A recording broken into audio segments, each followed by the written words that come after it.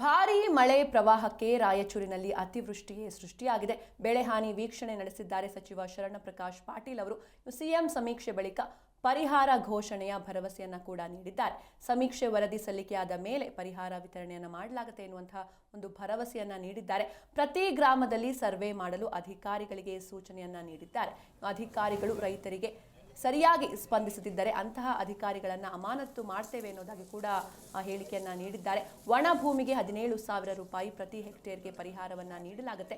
ನೀರಾವರಿ ಬೆಳೆಗೆ 25,000, ದೀರ್ಘಕಾಲಿಕ ಬೆಳೆಗಳಿಗೆ 30,000 ಪರಿಹಾರವನ್ನ ಘೋಷಿಸಿದ್ದಾರೆ.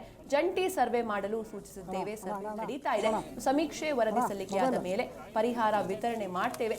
ಕಂದಾಯ ಸಚಿವರು ಇಂದು ಝೂಮ್ ಮೀಟಿಂಗ್ ಮೂಲಕ ಸರ್ವೆ ಪ್ರಾರಂಭಕ್ಕೆ ಸೂಚಿಸಿದ್ದಾರೆ.